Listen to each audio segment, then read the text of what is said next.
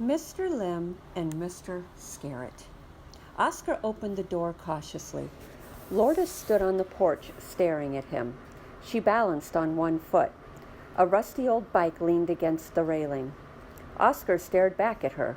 In the silence, the bees in the bee bush next to the porch buzzed maniacally, like they always did, working hard to make life better for everything and everybody. Honey, pollination, and just plain sweetness was their contribution. "My toe," began Lourdes, interrupting the buzz in Oscar's ears. "I know," said Oscar. "I came to tell you," said Lourdes. "I'm sorry," interrupted Oscar. "I'm sorry I spilled Oscarade and made you smash your toe. Does your toe still hurt? I guess you're standing on one foot because your toe still hurts. I feel terrible, horrible, awful." "Actually, I came to tell you it's not so bad," said Lourdes quickly, probably because she wanted to interrupt him before he could start babbling again. "Wow, that's great news." Oscar changed gears fast. "Because, boy, did I feel atrocious when I did it." "But you saved the day anyway," said Lourdes. "You hit a home run. Nobody believed you could, except you. That was kind of awesome." "Oh, awesome, sure. It's awesome when anybody hits a home run. I mean, it was awesome when I did it because I've never even gotten a hit before, but it's also awesome when you do it because you always get a hit, so it's awesome in a different way." Oscar knew he was babbling, and had just said the word awesome about 1,000,000 times, many of them in reference to himself, which most people would not consider cool, but he couldn't stop. It was times like these he wished somebody would please explain to him what was happening in his life. Oddly, a voice in his head began to do just that. "Lourdes Mangubat is a mysterious girl, Susie. Up till now, nobody has heard her talk this much." "What?" Oscar glanced into the front shrubbery. Where had Vern come from? Vern only appeared in his imagination at Wildcats games, never at his own home. Before he could get his mind around the appearance of Vern, Susie piped up. "Let's hope Oscar can draw the right conclusion about Lourdes, Vern. Susie, if we gather together the observations of many young persons in the greater Mount Etna area, basic facts emerge. Lourdes Mangubat moved here at the beginning of last school year. And she appears to make straight A's in school, Vern, according to sources who peek over her shoulder when the teacher hands tests back. Some of her teammates think she could be the first female pitcher in Major League Baseball, Susie. I guess you could say she's pretty good for a..." "Don't even say it, Vern." "Sorry, Susie." Actually, Oscar didn't find their commentary all that helpful. "Your homer was screwy," said Lourdes, interrupting his thoughts. "I hardly even minded the smashed toe." Oscar checked to see if she was joking. It was impossible to tell. Her face seemed perfectly serious. "Sorry I left without telling you good game last night," said Lourdes. "But if I miss the bus, I have to wait 45 minutes for the next one." "That's okay," replied Oscar. "Nobody really expects you to say much." "Wait, I'm sorry. That didn't come out right. It's just, you usually don't talk. You're always kind of quiet in the dugout." "I know, but I wanted to congratulate you. And maybe ask how you hit your homer since you haven't gotten a single hit all season," replied Lourdes. "I know, but I wanted to congratulate you. And maybe ask how you hit a homer since you haven't gotten a single hit all season," said Lourdes. Yeah, said Oscar. "It's kind of hard to explain." "That's okay," said Lourdes. "I'm not in a hurry. I mean, I really admire people who don't have any hope of succeeding but try their best anyhow, like you." "Wow. Thanks," said Oscar, a little stung but trying not to feel offended. He studied her face. She didn't look like she meant to hurt his feelings. "You're welcome," said Lourdes. "So what's your secret, Hank Aaron?" "Okay," began Oscar, thinking fast about how he was going to explain that homer without revealing how badly he'd cheated to make it happen. "This is how it went down," he went on. Then he paused. He found himself stuck. He could say he'd been practicing, but that wasn't right. He could claim it had just been a colossal stroke of good luck. No luck about it, though. And then he got off the hook in a really unfortunate way. Taser Tompkins chose that moment to lumber around the corner of Oscar's house. Oscar was slightly glad to see Taser because now he didn't have to answer Lourdes' question. But on the other hand, nobody ever fainted with joy when Taser Tompkins made the scene. "Aw," sneered Taser, looking them up and down. "Isn't this sweet? Team bonding or whatever." "What are you doing here?" asked Oscar. "How do you even know where I live?" "Where else would a loser like you live?" shot back Taser, staring in contempt at the small houses and dented cars on Jennifer Street, which indeed must have looked pretty shabby compared to the mansion land he inhabited in West Mount Etna. "What do you want?" Oscar demanded. "To show you what happens to people who make fun of me," said Taser. "RoboCop," he called over his shoulder, "bring those kumquats." Around the corner struggled RoboCop Roberts, Taser's faithful sidekick and backup pitcher. He lugged a bucket full of unripe tomatoes from Miss Ellington's garden. "Taser," said Oscar, "those are tomatoes. They're still green. They belong to Miss Ellington. You shouldn't have picked them." "Well, we did," gloated Taser. "They were important to Miss Ellington," said Oscar, "and to him, although he managed to keep himself from saying this. And now they're going to shrivel up and die." RoboCop, always on the lookout for new and creative ways to hurt people, grinned nastily at the success he and Taser had achieved by robbing Miss Ellington, and Oscar realized that ripping the green tomatoes off the bushes must have been his idea. Calmly, RoboCop reached into the bucket and hurled a tomato at Oscar. As when Miss Ellington had thrown the watch at him, he had no time to think, only to react. And he surprised himself by popping his left hand up like a gold-gloved first baseman and catching it without leaving so much as a bruise on the green flesh. Carefully, he set the tomato on the grass. Maybe if he put it on his windowsill to ripen later, it would be okay. "Nice catch," whispered Lourdes, sounding a little surprised. Oscar tipped an imaginary cap at her. He was surprised too, but he had to save that tomato. In the meantime, Taser had grabbed another tomato in each hand and fired them both at Lourdes. She caught them like the champ that she was. RoboCop let one fly at Oscar. In the blink of an eye, Oscar caught it in his left hand and nabbed the next tomato in his right. 6 seconds later, the bucket was empty and the tomatoes lined the grass at Oscar and Lourdes' feet. "Look," said Lourdes, "all the kumquats are safe. Nice work, Oscar." And then she whispered to Oscar, "I know they're actually tomatoes, but I don't want to confuse Taser." "Shut up!" cried Taser, clearly frustrated that the tomato plan had fallen flat. He leaped at Lourdes and twisted her arm behind her. "You better let go of me," warned Lourdes, "or you'll regret it." "Okay," said Taser. He released Lourdes' arm and squeezed her skull. Oscar saw her knees wobble. "Ha!" cried RoboCop. "Come on, Taser, she didn't do anything," pleaded Oscar. "Yeah, but you did, and she'll keep getting what's coming to you until I find out what it was." "What are you talking about?" asked Oscar. "Something's not right," said Taser. "You're no good," said RoboCop. "You can't even get a hit, much less smack a home run," said Taser. "Especially not off Taser," said RoboCop. "You pulled some kind of fast one," said Taser. "What are they talking about, Oscar?" wheezed Lourdes. "Shut up," said Taser. "Oscar knows what we're talking about." "I'm not going to shut up," said Lourdes. "Let me go." Despite the dread rising in Oscar's chest, he couldn't help notice that being attacked by Taser and RoboCop had made Lourdes even more talkative than ever. "Well?" Taser looked at Oscar as he wrapped his left arm around Lourdes' throat and began squeezing with his right. Lourdes' hand-to-hand combat tactics didn't seem to be as finely honed as her baseball skills, although it was hard to say, since Taser wasn't fighting fair, and she could barely stand on her left foot because of her smashed pinky toe. "I can't breathe," wheezed Lourdes. "Good," Taser said. "Maybe you'll be quiet." Lourdes struggled against Taser. Oscar tried to beat him with the empty tomato bucket, but missed by a foot. "She didn't do anything. Let her go," demanded Oscar. Taser ignored this demand, but in the meantime, Lourdes did a backbend, slipped from his grasp, and shook herself free.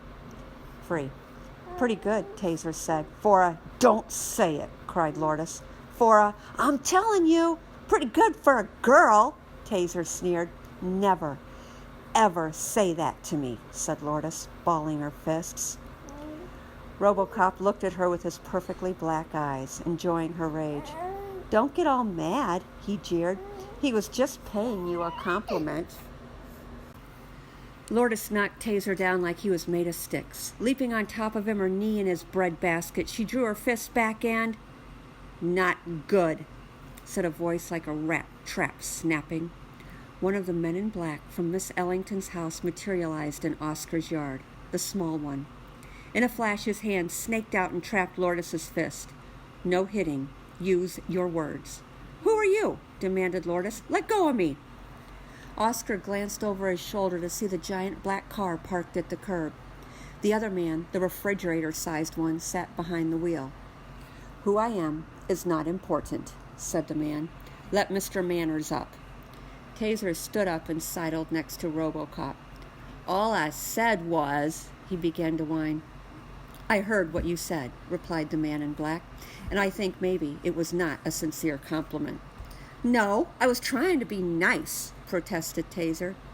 Then you're not very good at it, said the man. You and your friend, scram. I need to have a conversation with my pal here, Oscar. That's your name, right, Oscar? The man draped his arm around Oscar. Oscar nodded. I don't have to scram, objected Taser. I don't have to do what you say. The small man in the suit walked back to Taser and cocked his forefinger against his thumb. He flicked Taser's earlobe. Ow! Cried Taser. You can't do that. I believe I just did, said the man. He leaned close to Taser and asked, Are you a loose end? Huh? Said Taser in bewilderment. Are you a complication? A deep voice asked. The tall man had suddenly joined the conversation. He'd left the car running behind him with his door open, as if he wanted to be able to make a quick escape. Are we a what? Snapped RoboCop. My partner and I don't like loose ends, the tall man said. Or complications. Get out of here before we have to snip you right out of this caper. Snip, snip. He grabbed Taser by the shirt. He made a motion like scissors with his fingers right in front of Taser's nose. Taser opened his mouth, but no sound emerged. What? No snappy comeback? Asked the small man. Come on, Taser, said RoboCop, dragging his friend down the sidewalk by his elbow and casting one last glance back at the group. Let's get out of here. These guys are losers. We're not done with you, Indigo, muttered Taser darkly. We'll be back. Let us know when you're dropping by and we'll bake you a cake, called the short man at Taser's back. Allow us to introduce ourselves, said the short man. I am Mr. Skerritt. And I am Mr. Llimb, said the tall one. Could we see some ID? Asked Lourdes. They both fumbled in their jacket pockets and produced laminated security badges. Smiley Investigative Agency Incorporated, read the badges. Established 1957. Okay, said Oscar, although he didn't feel totally convinced. All right, said Lourdes, sounding none too reassured herself. 100% legitimate, said Mr. Llimb as he put his badge back in his pocket. I made it myself. That's not funny, said Lourdes. It's not supposed to be, said Mr. Llimb. Now we would like to ask Oscar some questions, said Mr. Skerritt. Don't let me stop you, said Lourdes. The questions are about a delicate issue that we prefer to keep to ourselves, added Mr. Skerritt. So if we could respectfully ask you to leave. Leave? Repeated Lourdes. Yes, said Mr. Skerritt.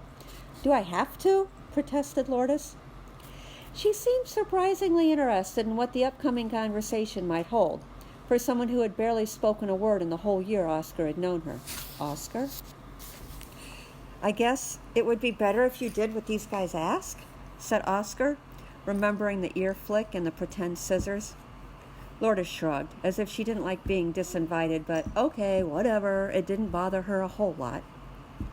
Mr. Llimb and Mr. Skerritt waited for her to climb on her bicycle and ride away down the front sidewalk. And then, turning to Oscar, Mr. Skerritt asked, All right, Oscar Indigo, what do you know about a watch?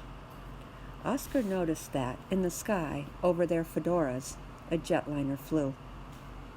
Its contrail stretched out behind it in a zigzag that reached over the horizon, and as he watched, it banked sharply out of a zig and began a zag in the other direction, which seemed odd. "What watch?" Oscar asked. "A watch we've been chasing for a few days now," said Mr. Lymb, knocking on doors, following leads, hoping for a break. "I don't think I have the watch you're after," said Oscar.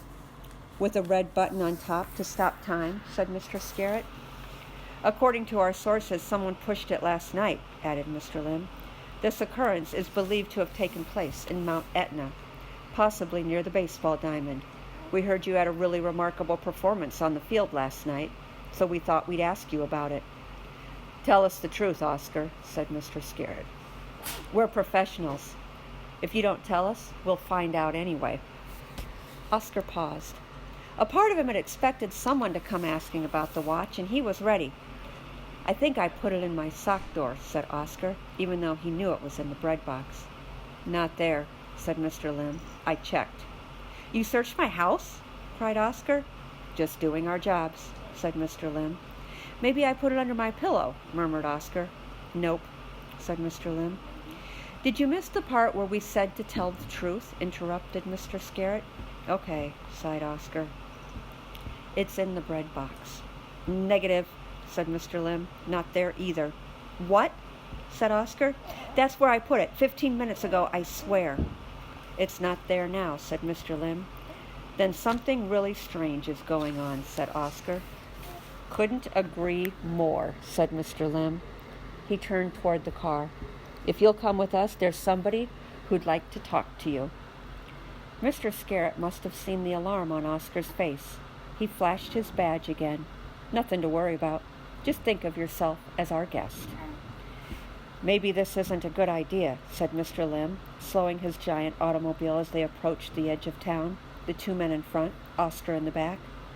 3 blocks ahead, a Mount Etna police cruiser sat on the curb. "Should we put him in the trunk?" said Mr. Skerritt. He turned to glance over the seat. "You mind riding in the trunk, Oscar, just until we get out of town? So Mr. Lymb doesn't have to answer any awkward questions." He pointed at the police car pulling out into traffic. "Can't you just show the policeman your badges?" asked Oscar. "The trunk is better for avoiding questions," said Mr. Skerritt. "It's the most comfortable trunk you ever saw in your life," said Mr. Lymb. "I promise. Very spacious. And we put air holes in it for oxygen circulation and everything." Ahead, the police car turned left and disappeared around a corner. "Oh," said Mr. Skerritt, "look at that. Never mind. Hit it, Mr. Lymb." And Mr. Lymb accelerated smoothly out of town. Oscar managed to ride silently for a few miles, but soon his nerves got the better of him. "Where are we going?" he asked. "What's happening? Who are you guys?" "Like they say in the moving pictures," replied Mr. Lymb. "We're taking you for a ride." He seemed to think this would make Oscar feel better.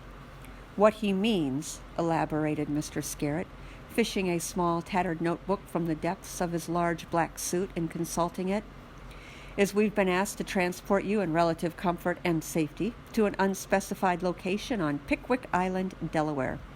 Unspecified to you, I mean. To us, it's specified. We know where we're going." "You probably said enough, Mr. Skerritt," observed Mr. Lymb. "Where did this cat come from?" "What cat?" asked Mr. Skerritt. "This orange cat. This one hiding under my seat," said Mr. Lymb. Mr. Skerritt reached into the deep, dark footwell of the Cadillac in front of Mr. Lymb and pulled out. "Dr. Soul?" cried Oscar.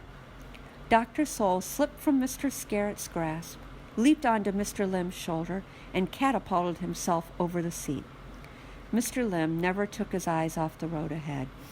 "He must have climbed in when I left my door open," said Mr. Lymb. Dr. Soul rubbed his bony skull against Oscar's knee. He gave Oscar a stare. The stare said, "That's right. I came along to keep you safe because obviously you need help with that." "Thank you," said Oscar to Dr. Soul. Somebody sneezed very softly. "Bless you, Oscar," said Mr. Lymb and Mr. Skerritt in unison. which was strange since Oscar hadn't sneezed.